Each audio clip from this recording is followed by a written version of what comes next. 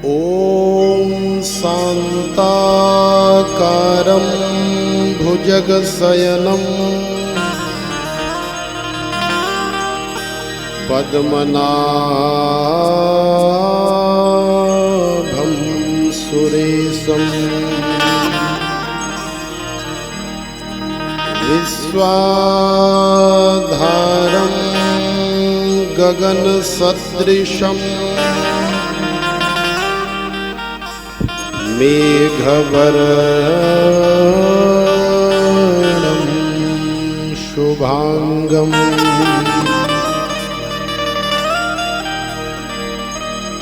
लक्ष्मीकान्तं कमलनयनं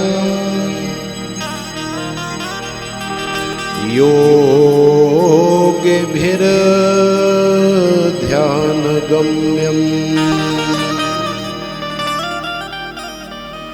वन्दे विष्णुं भवभयहरं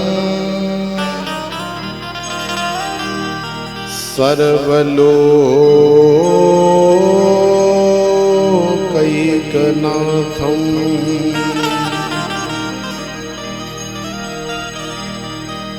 यं प्रव्रजन्तमनुपेतमपेतकृत्यम् द्वैपायनो विरहकातर आजुहाव पुत्रेति तन्मयतया तरवोऽभिनेदुः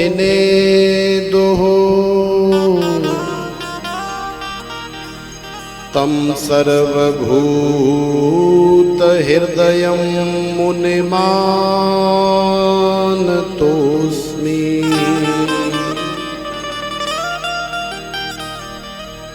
वन्दे वृन्दावनां नन्दां राधिकां परमेश्वरीं गोपिकां परमां शुद्धां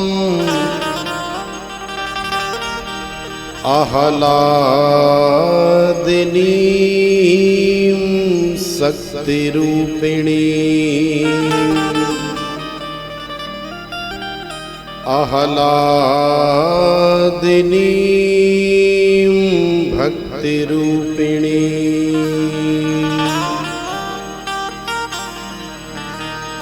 बोलिए श्रीमद्भागवत भगवान की जय, श्री सूत जी महाराज की जय, श्री व्यास जी महाराज की जय, किशोरी श्री राधिका रानी की जय, श्री रमण बिहारी लाल की जय, श्री बांके बिहारी लाल की जय, श्री सद्गुरुदेव भगवान की जय, श्री रमण रेती धाम की जय, सर्व संत हरि भक्तन की जय, श्री सुखदेव जी महाराज की जय, आज के आनंद की जय, जय जय श्री राधे।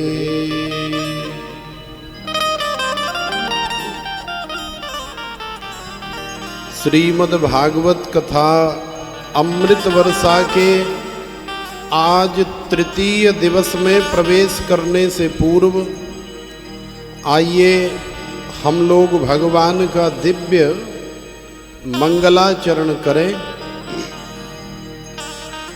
मंगल माधव नाम धाम पुने, मंगल प्रभु पद ध्याना,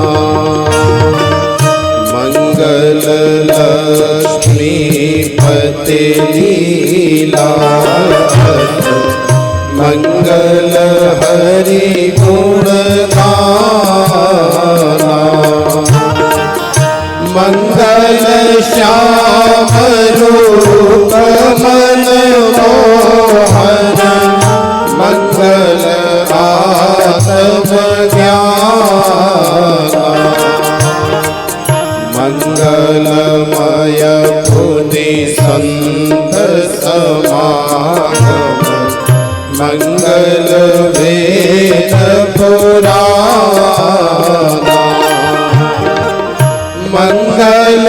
गीता गान भागवत मंगल रूप बखाना। मंगल श्री मथुरा वृंदावन मंगल गोकुल माना। मंगल नंद ग्राम गोवर्धन मंगलमय बरसाना। मंगल श्री यमुना जल मथन मंगल सब ब्रज जाना। मंगलमय गुरु के पद पंकज मंगलमय गुरु की प्रिय वाणी। मंगलमय गुरु की दिनचर्या मंगलमय गुरु भक्ति बखान। मंगलमय श्री गुरु जी के दर्शन मंगलमय गुरु कीरति मानी। मंगलमय गुरु की नख शिखलो मूर्ति वेद पुराण गानी। पावन गंगा तरंग महामुनि पावन जो हरि नाम अपरा। पावन संत समागम जो पावन जो नित ब्रह्म विचारा। पावन जो यमुना जल मथन पावन जो श्रुति पाठ उचारा। जो गुरु कार श्रीपदाम्बुज पावन साहिब से मम कोटि जोहारा। जो गुरु कार श्रीपदाम्बुज पावन साहिब से मम कोटि जोहारा। जय राधे जय रमण बिहारी जय यदुनंदन जय हलधारी। जय राधे जय रमण बिहारी जय यदुनंदन जय हलधारी। जय राधे जय रमण बिहारी जय यदुनंदन जय हलधारी। जय राधे जय रमण बिहारी जय यदुनंदन जय हलधारी। चरण शरण प्रभु शरण तुम्हारी जय राधे हम शरण तुम्हारी। चरण शरण प्रभु शरण तुम्हारी जय राधे हम शरण तुम्हारी। चरण शरण प्रभु शरण तुम्हारी जय राधे हम शरण तुम्हारी। चरण शरण प्रभु शरण तुम्हारी जय राधे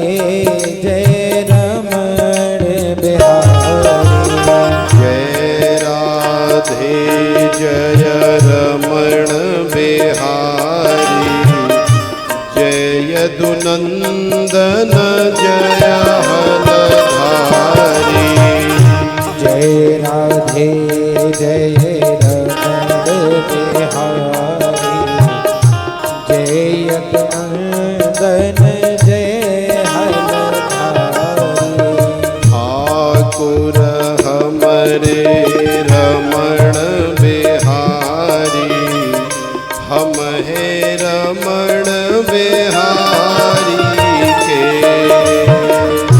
ठाकुर हमरे रमण बिहारी हम हे रमण बिहारी के साधु सेवा धर्म हमारा कामन दुनियादारी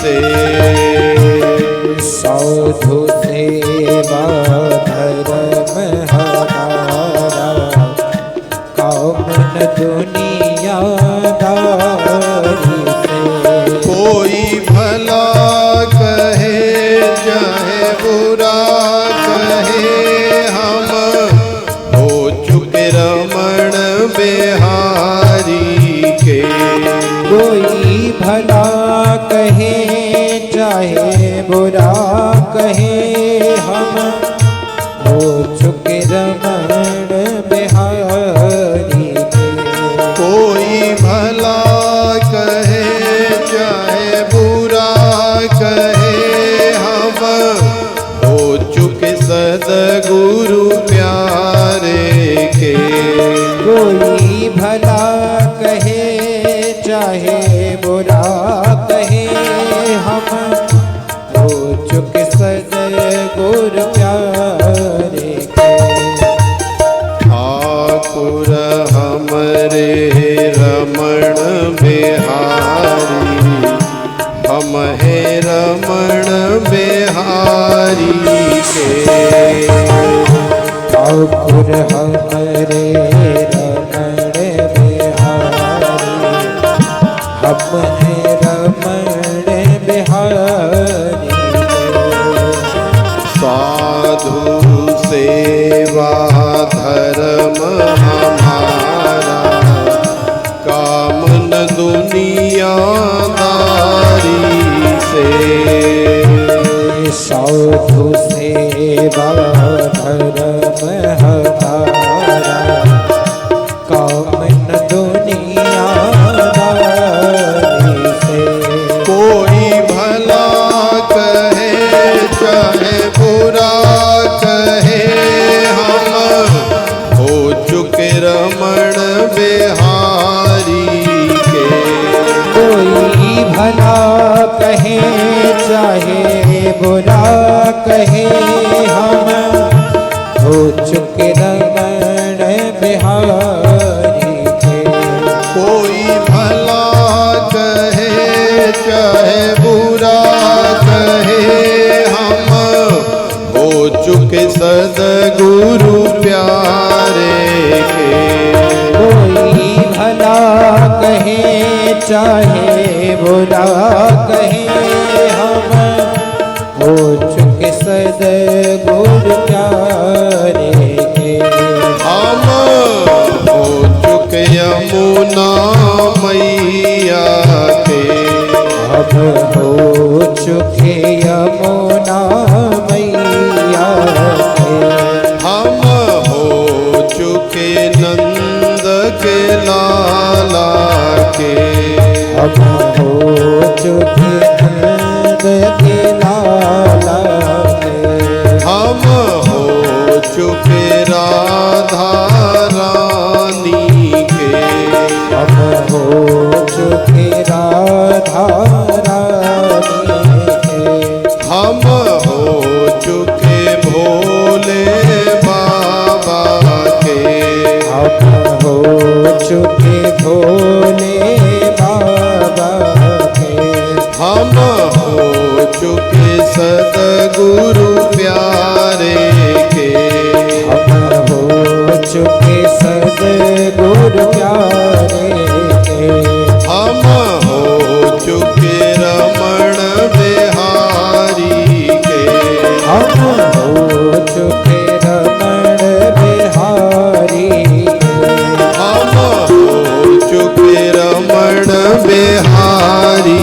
के हम हो चुके रमण बिहारी के हम हो चुके रमण बिहारी के हम हो चुके रमण बिहारी के हम हो चुके रमण बिहारी के हम हो चुके रमण बिहारी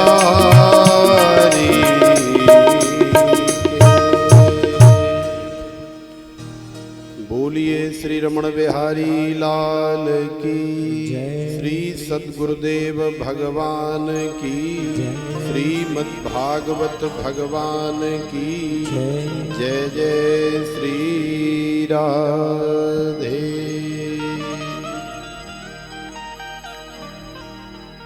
श्रीमद् भागवत कथा अमृत वर्षा के इस दिव्य अनुष्ठान में आज हम लोग तृतीय दिवस में प्रवेश कर रहे हैं। लेकिन जैसा कि आप सब लोग जानते हैं, कोरोना काल में दिवंगत आत्माओं की शांति के लिए और संपूर्ण विश्व में फैली हुई इस महामारी की रोकथाम के लिए हम लोग श्री धाम वृंदावन में बैठ करके, श्री मंगल भवन में बैठ करके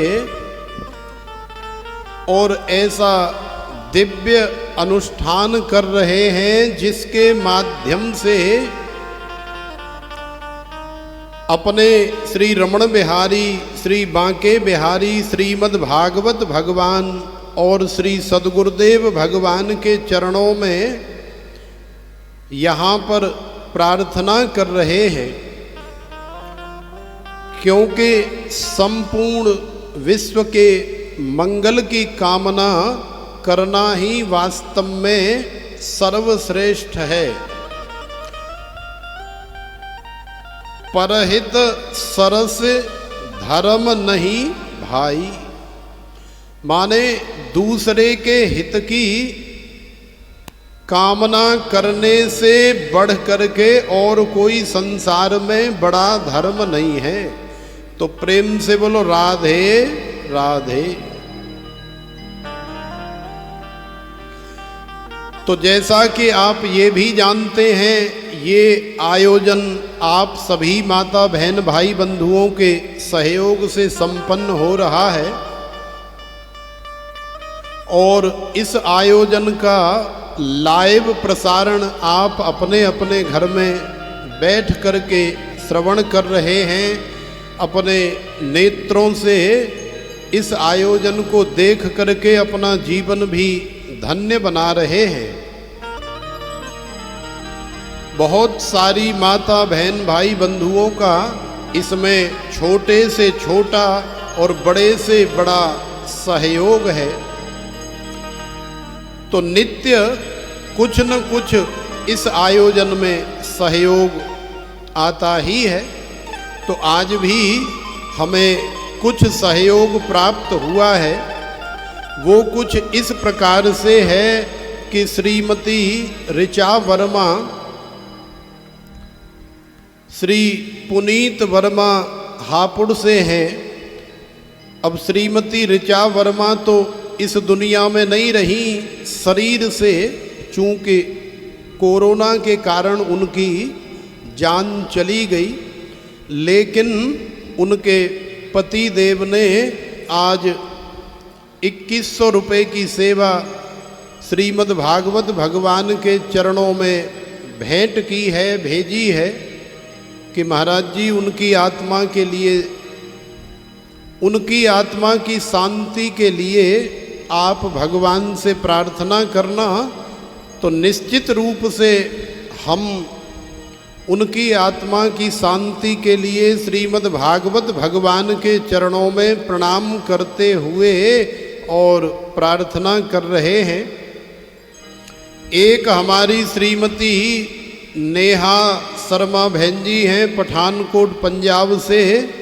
उन्होंने भी आज 2100 रुपये की सेवा इस आयोजन के लिए भेजी है और एक हमारे श्री मनोज कुमार जी हैं बकानी राजस्थान से, जिन्होंने आज ही 1100 रुपये की सेवा इस आयोजन के लिए भेजी है।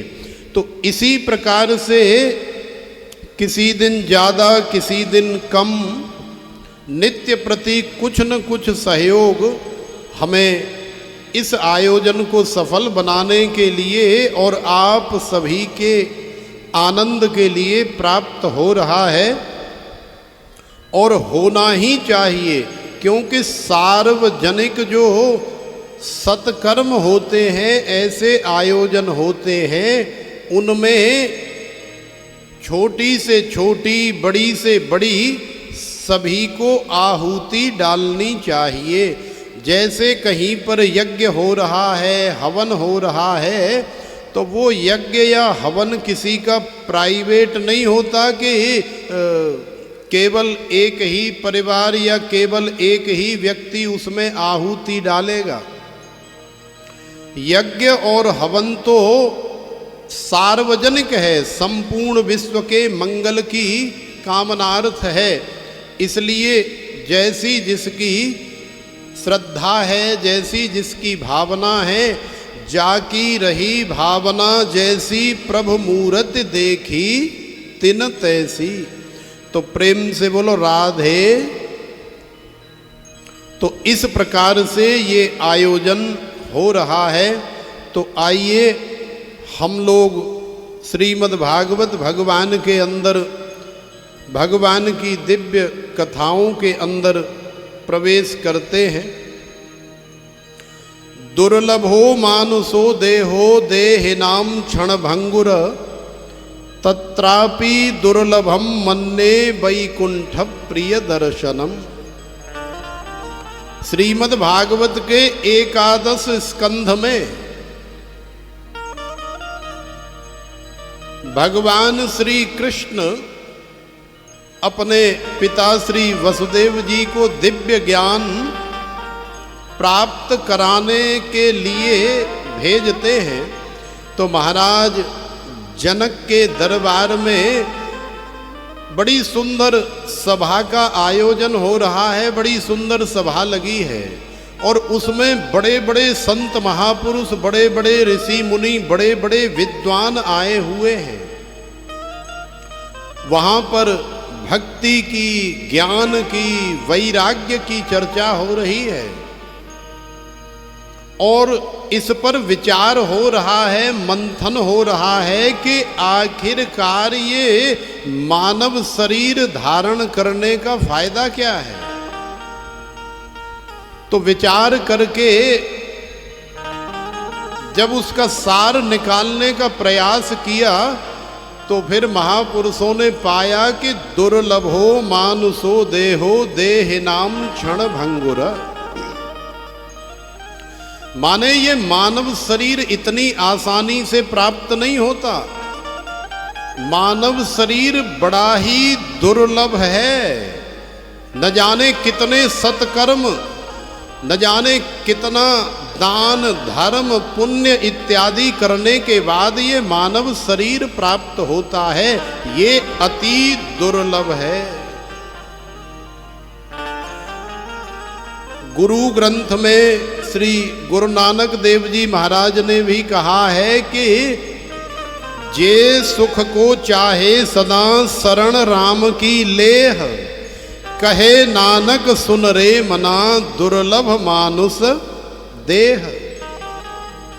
तो निश्चित रूप से ये जो मानव शरीर है, ये जो देह हम लोगों ने धारण किया है, ये बड़ा ही दुर्लभ है। और हमारे ऐसे सत्कर्म नहीं है, हमारा ऐसा प्रयास नहीं है कि ये हमने अपने प्रयत्न से, अपने प्रयास से शरीर धारण किया।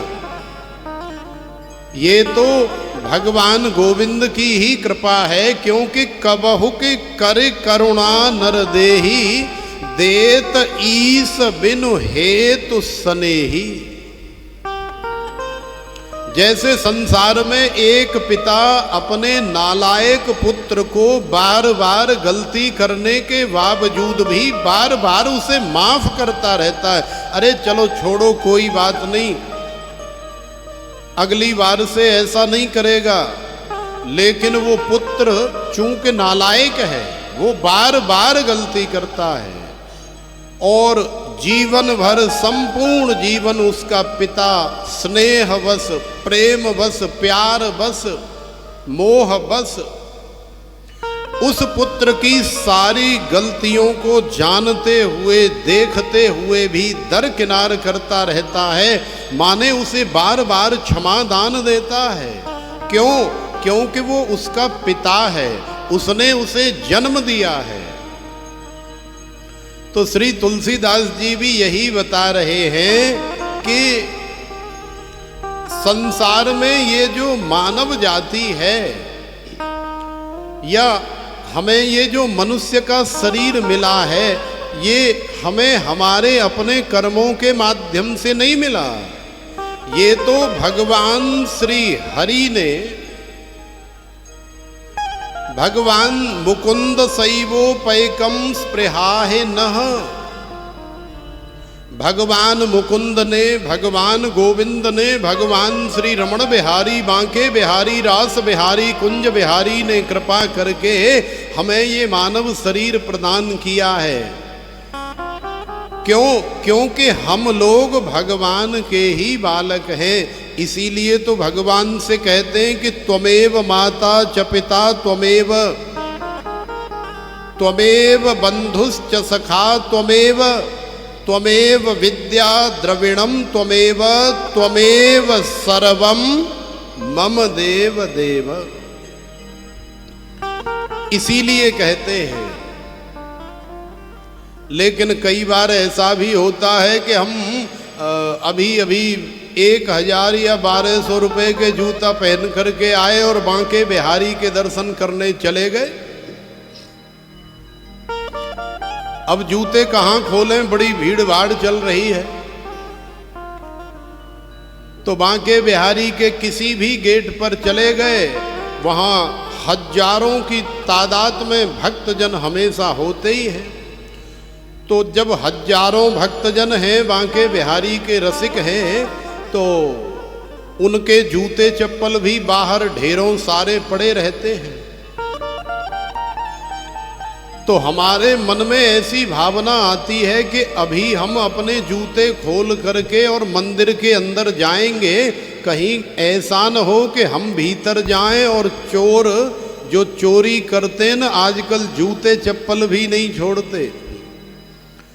तो अपनी तरफ से पूरा प्रयास करते हैं, अपनी तरफ से ऐसी जगह चुनते हैं, ऐसी जगह जूते चप्पल छुपाने का प्रयास करते हैं ताकि किसी की नज़र न पड़े और अच्छी से अच्छी गुप्त जगह पर छुपा करके बांके बिहारी के दरबार में हम लोग जाते हैं।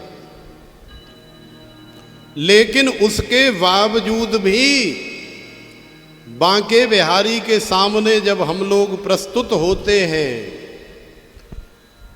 तो बांके बिहारी की भले ही कितनी भी दिव्य सुंदर छवि हमें दिखाई दे रही है, जिसे हम निहार रहे हैं और साथ में प्रार्थना भी कर रहे हैं, और बांके बिहारी से कह रहे हैं कि त्वमेव माता,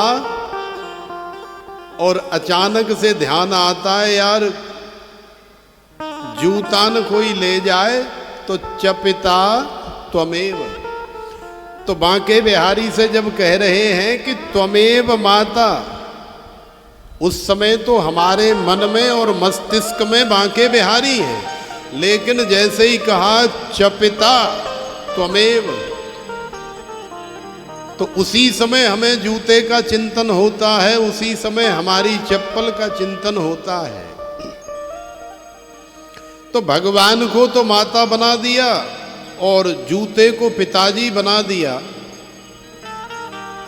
तो भैया जब भी भगवान के पास जाओ तो आप कोई भी ऐसा झंझट लटका करके मत जाओ अपने साथ कि आपके सामने भगवान खड़े हैं और आप भगवान के सामने खड़े हैं, लेकिन फिर भी आपको उस झंझट की याद आ रही है, उस संसार के किसी पदार्थ की याद आ रही है। भगवान की कथा श्रवण करते समय पूरा ध्यान भगवान के अंदर ही केंद्रित होना चाहिए, लीन होना चाहिए, तभी हमें कथा का असली रस और आनंद आता है। तो प्रेम से बोलो राधे। तो देखो, भगवान ही वास्तव में हमारी माता हैं और भगवान ही पिता है। जूता पिता नहीं है, भगवान ही पिता है, भगवान ही तुम्हारे भाई हैं, भगवान ही तुम्हारे बंधु हैं, भगवान ही तुम्हारी विद्या है और भगवान ही तुम्हारे सबसे बड़े धन है। तो भगवान ने बड़ी कृपा करके कि ये मेरा बालक है, भले ही इसने बहुत सारी गलतियां की हैं, माने ये मानव शरीर प्राप्त करने लायक नहीं है। भगवान ने जब नरक में सड़ते हुए देखा, किसी गंदे नाले में पड़ा हुआ है, वैतरणी नदी में पड़ा हुआ है, छटपटा रहा है, बिलबिला रहा है, तो भगवान को बड़ी दया आई। जैसे पुत्र कहीं संकट में पड़ा हो, किसी विकट परिस्थिति में फंसा हो, तो जैसे संसार के पिता को दया आती है, करुणा आती है, और वो कर्ज लेकर के भी अपने पुत्र के दुख दर्द को दूर करने का प्रयास करता है, उसी प्रकार से भगवान जब जीव को छटपटाता हुआ देखते हैं, चूंकि वो जीव भी भगवान का बालक है, इसलिए भगवान दया करके उसे उस गंदगी से निकाल करके और कृपा पूर्वक ये मानव शरीर प्रदान करते हैं। और फिर कहते हैं, बेटा अब ध्यान रखना, हम तुम्हें ये अवसर दे रहे हैं, अब मानव शरीर आपको मिल गया है, अब इसे भुनाने का प्रयास करना, अब इस मानव शरीर से ज़्यादा कथा श्रवण करना, अब इस मानव शरीर से ज़्यादा भजन करना, कीर्तन करना, संत महापुरुषों की, ब्राह्मणों की, गौओं की, देश की, राष्ट्र की, दीन दुखियों की सेवा करना। तो जीव जितनी देर गर्भ में होता है उतनी देर तो भगवान से प्रार्थना करता है कि हे गोविंद, हे गोपाल, मुझे इस नरक से, इस गर्भ से निकाल दो। मैं आपसे वादा कर रहा हूँ, मैं प्रण प्रतिज्ञा कर रहा हूँ कि मैं गर्भ से बाहर जाते ही इतना भजन करूँगा, इतना चिंतन करूँगा, इतनी कथा सुनूँगा, इतना दान करूँगा, इतना धर्म करूँगा कि फिर दोबारा मुझे इस किसी भी शरीर को धारण करने की आवश्यकता ही नहीं पड़ेगी। तो भगवान वहाँ भी कृपा करते हैं, प्रसव की वायु का वेग आता है और जीव माता के गर्भ से बाहर आ जाता है, लेकिन भूमि परत भा डावर पानी, जिम जीवहि माया लपटानी। जैसे आकाश से जब जल की वृष्टि हो रही होती है, तो भूमि का स्पर्श होने से पहले यदि आप उस जल को अपनी अंजलि में या किसी पात्र में ले लो, तो वो जल जो है इतना निर्मल होता है, इतना स्वच्छ होता है, इतना पवित्र होता है कि आप उसे पी सकते हैं, आप उससे भोजन बना सकते हैं, आप उससे नहा सकते हैं, आप उससे कपड़े धो सकते हैं, माने हर तरह से आपके योग्य है, आपके प्रयोग के लायक है। लेकिन जैसे ही वो इस मही का, वो इस भूमि का, इस धरती का स्पर्श करता है, वैसे ही वो स्वच्छ जल, पवित्र जल कीचड़ में तब्दील हो जाता है, अनेकों प्रकार के मलों से युक्त होकर के मलिन हो जाता है और फिर नालियों में, नालों में, गटरों में, सीवरों में न जाने कहां कहां घूमता है। कई बार जब भारी बारिश होती है ना, श्री धाम वृंदावन में अभी कुछ दिन पहले ही हुई, तो चारों तरफ देखने वाला नजारा होता है, बड़ा सुंदर दृश्य रहता है। माने पूरे वृंदावन में ऐसे लगता है जैसे हमारे घर के द्वार के आगे ही जमुना महारानी आ गई हैं और यहीं गोता लगा लो। लेकिन वो जो जल चारों तरफ विचरण कर रहा है वो न आपके पीने योग्य है, न खाने योग्य है और ना ही नहाने योग्य है और ना ही वो कपड़े धोने के योग्य है, क्योंकि उस जल ने भूमि का स्पर्श कर लिया है। तो श्री तुलसीदास जी समझा रहे हैं कि जीव भी जितनी देर माता के गर्भ में रहता है उतनी देर तो भगवान से बड़ी बड़ी प्रार्थना करता है, लेकिन जैसे ही माता के गर्भ से बाहर आ करके इस भूमि का स्पर्श करता है, भगवान की त्रिगुणमयी माया उसे अपने चक्र में ऐसा लपेट लेती है कि फिर वो भगवान को भूल जाता है, भगवान की कथा को भूल जाता है, अपने वास्तविक स्वरूप को भूल जाता है। तो तुम्हें तुम्हारे वास्तविक स्वरूप में स्थित करने के लिए, उसकी याद दिलाने के लिए बार बार संत महापुरुष ऐसे आयोजनों के माध्यम से प्रयास करते हैं। ऐसे आयोजनों के माध्यम से आपको याद दिलाते हैं कि बेटा ये मानव शरीर तुझे इस तरह से बर्बाद करने के लिए नहीं मिला, तू भूल गया है, याद कर। क्योंकि ऐसे भयानक काल में गारंटी किसी की भी नहीं है, कौन कब संसार से चला जाए। जैसे राजा परीक्षित की तो गारंटी है, राजा परीक्षित को तो पता लग गया है कि हमें 7वें दिन जाना है। अरे हम सबको तो ये भी नहीं पता है कि हम कल तक संसार में इस शरीर से रहेंगे या नहीं, क्योंकि दुर्लभो मानुषो देहो देहिनाम क्षण भंगुरः। भले ही ये मानव शरीर बड़ा दुर्लभ है, लेकिन दुर्लभ के साथ साथ में ये क्षण भंगुर भी है। किस क्षण में इस शरीर का भंग हो जाएगा, ये नष्ट ध्वस्त समाप्त हो जाएगा, आपको पता ही नहीं है कि कल आपके साथ में क्या होने वाला है। किसी को पता है कि कल आपके साथ क्या होगा, कल का आपका दिन कैसा गुजरेगा। माने सोचे सोचन होवई जे सोचे लख बार। कई बार हम लोग बड़ी बड़ी कल्पना करते हैं, बड़ी बड़ी सोच रखते हैं कि कल ऐसा करेंगे, परसों वैसा करेंगे, 2 महीने बाद ऐसा करेंगे, अगले साल ऐसा करेंगे, और न जाने कितने कितने वर्ष तक की प्लानिंग बनाते हैं। लेकिन भैया एक पल का भरोसा नहीं है कि न जाने कब क्या हो जाए, ऐसा भयानक काल चल रहा है।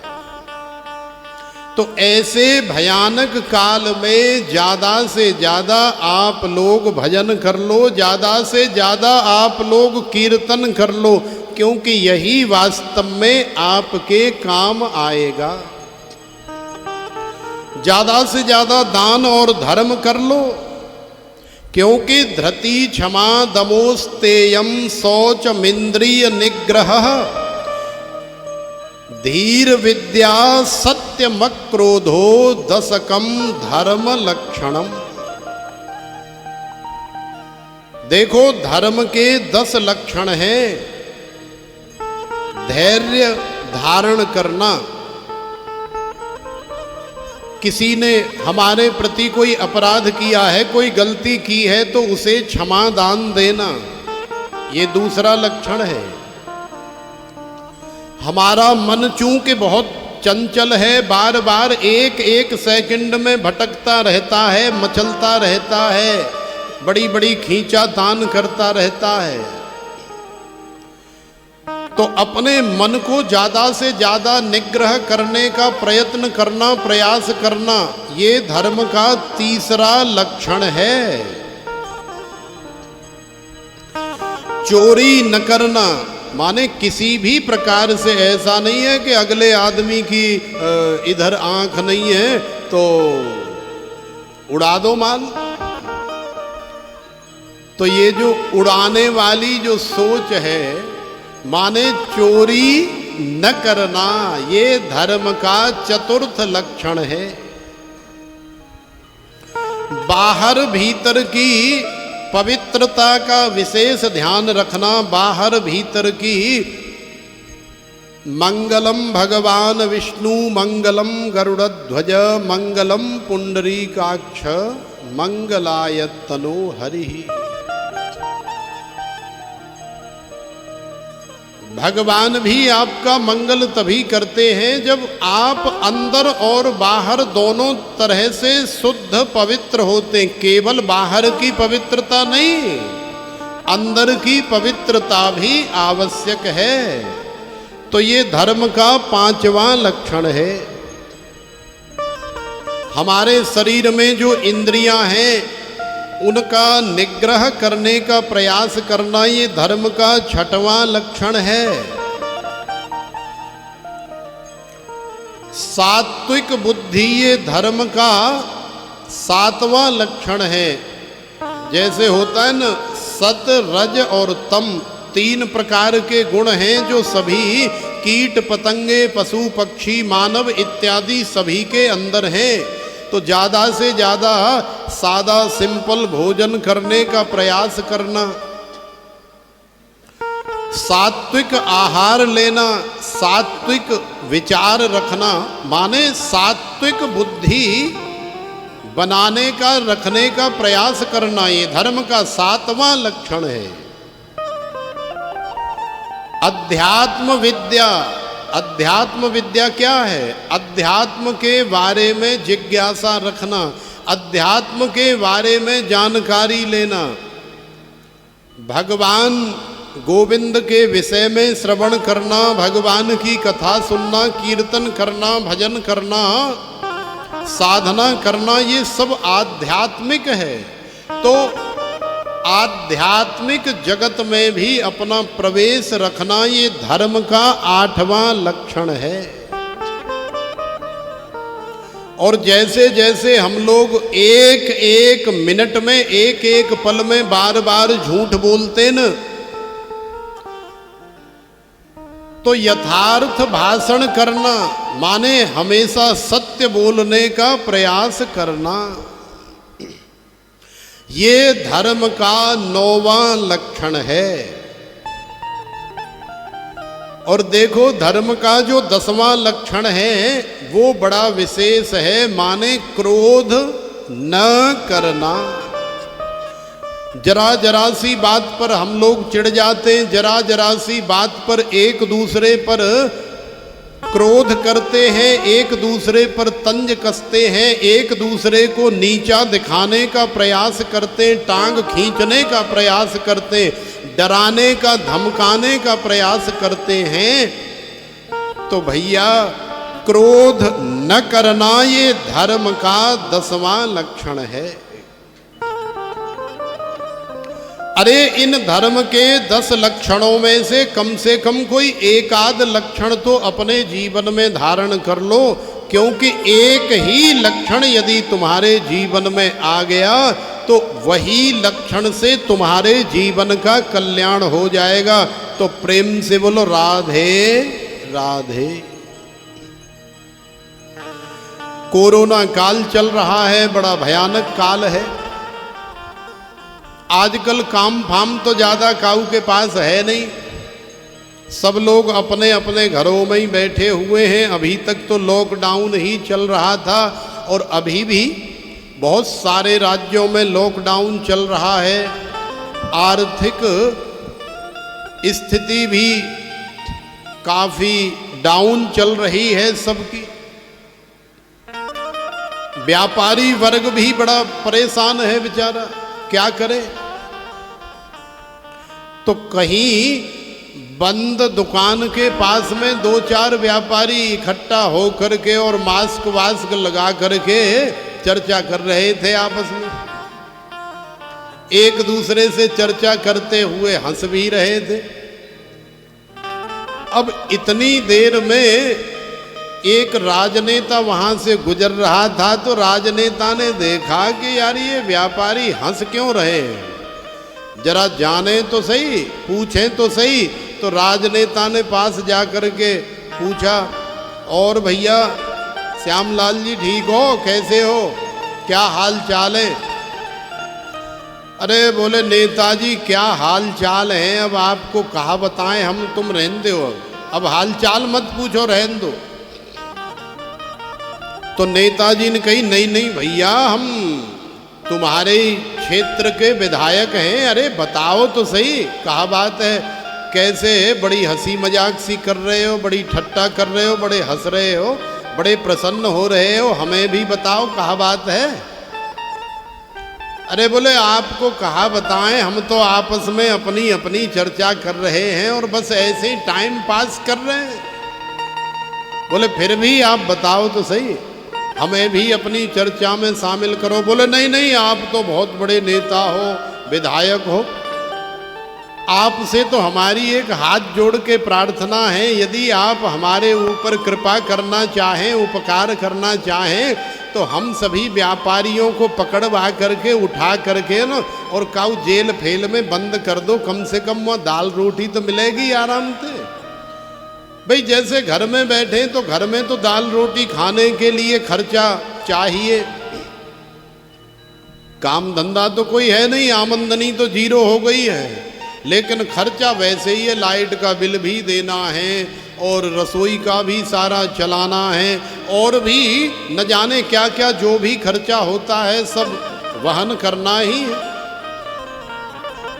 तो विधायक जी तुम्हारी बड़ी कृपा होगी, हम सब व्यापारियों को उठा के जेल में डाल दो, जेल में बंद कर दो जब तक ये लॉकडाउन चले, और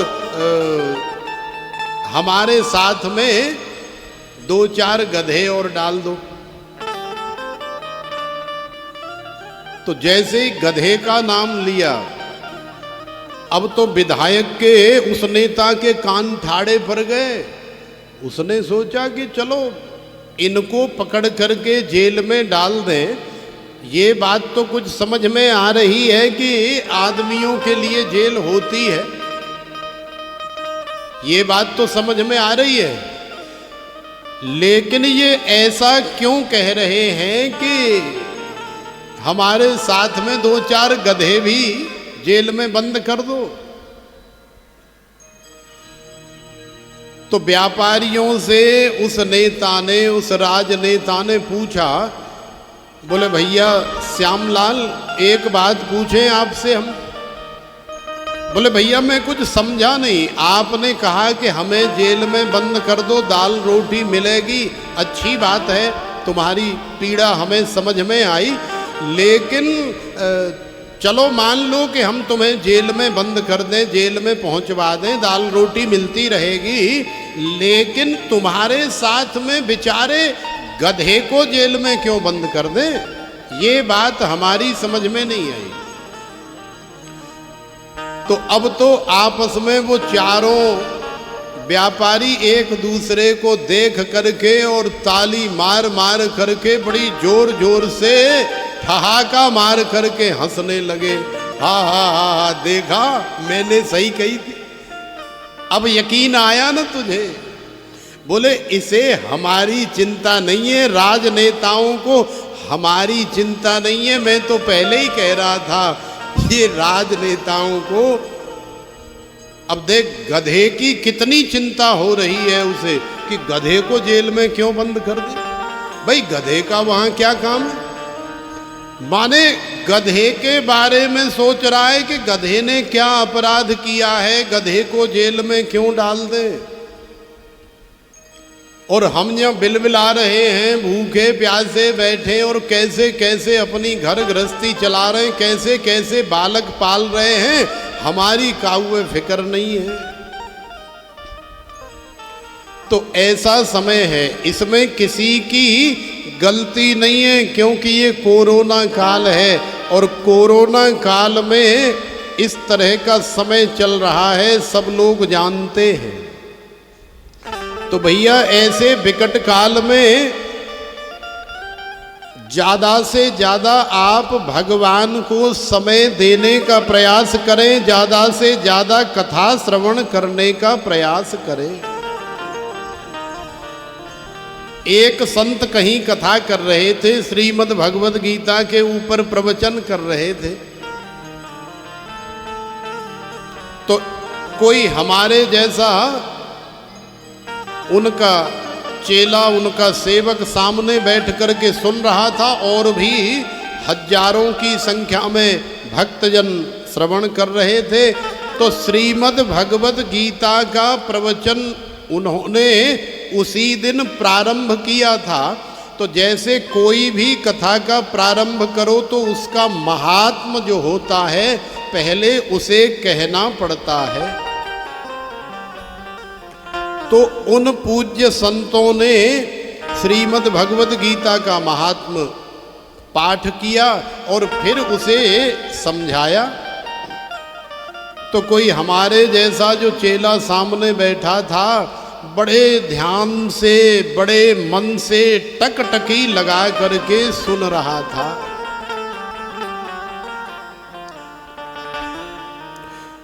तो देखो गुरुजी पाठ कर रहे हैं कि सर्वोपनिषदो गावो दोग्धा गोपाल नंदनः पार्थो वत्सः सुधीर भोक्ता दुग्धम गीतामृतम महत्। जब गुरुजी ने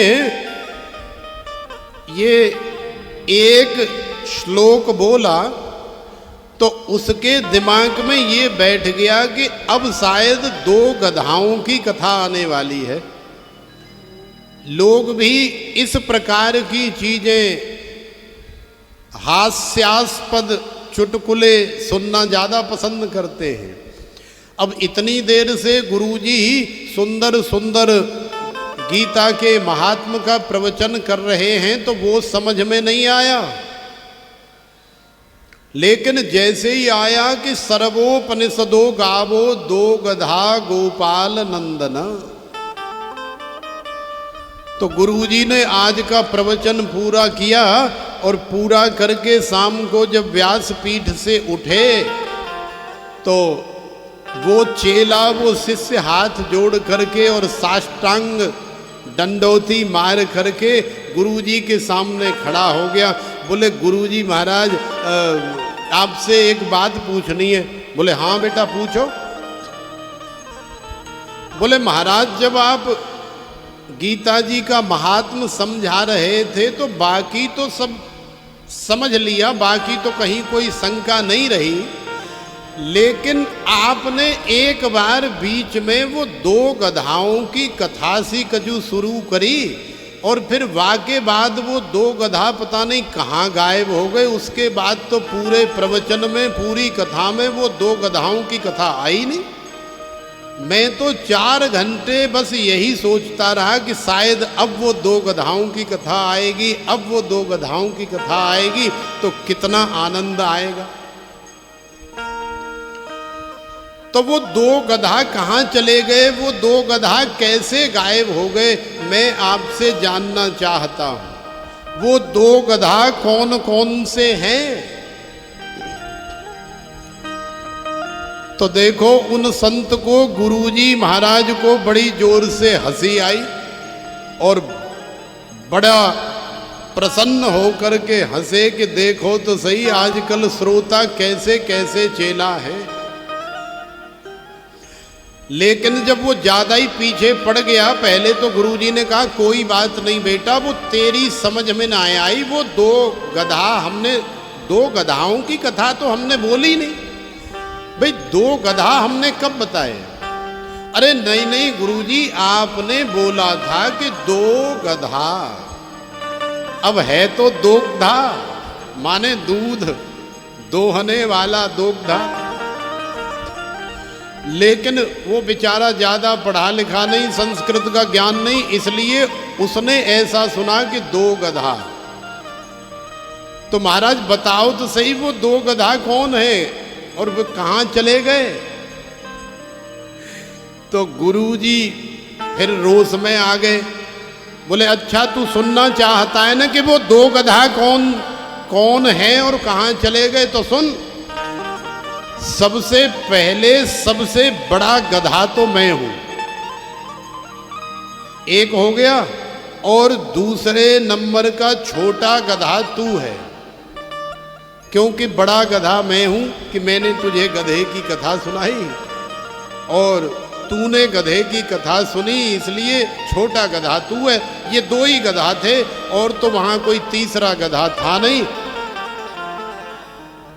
अब बेचारा शिष्य चुपचाप हो गया।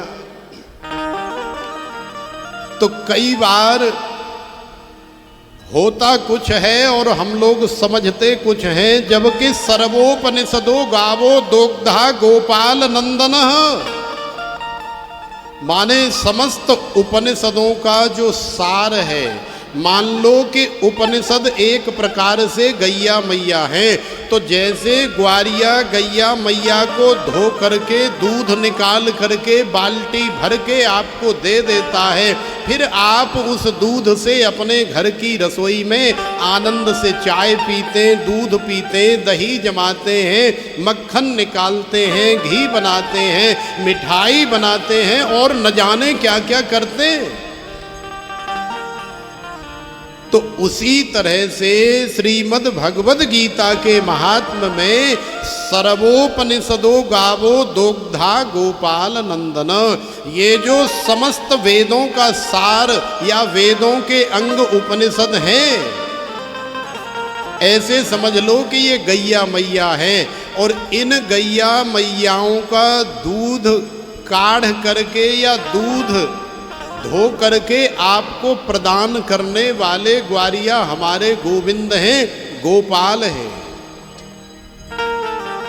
जो कथा रूपी दूध को आपको प्रदान कर देते हैं और वही कथा रूपी दूध आपको आपके जीवन में आनंद रस प्रदान करता है।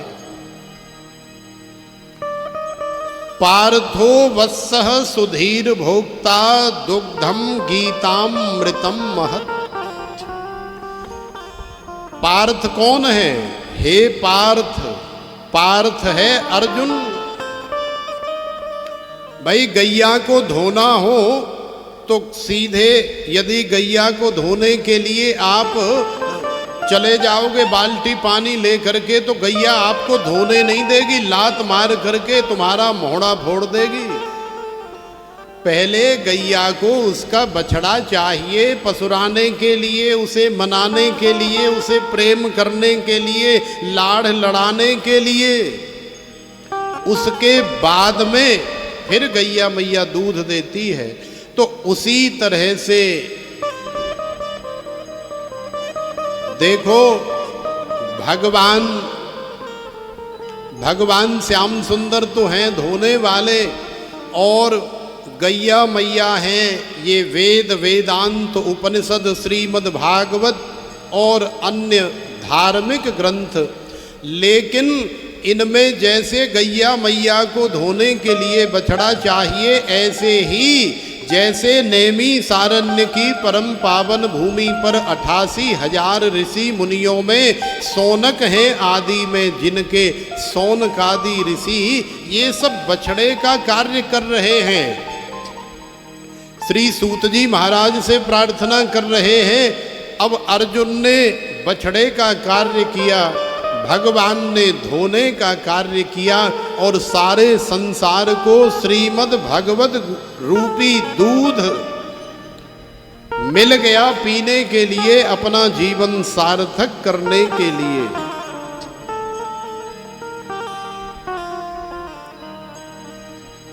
तो ये श्रीमद् भागवत की कथा कोई साधारण कथा नहीं है, ये वास्तव में अमृत है, अमृत से भी असंख्य गुना ज्यादा श्रेष्ठ है। तो ऐसी कथा को हम लोग अपने जीवन में धारण करें, हमारा कल्याण होगा।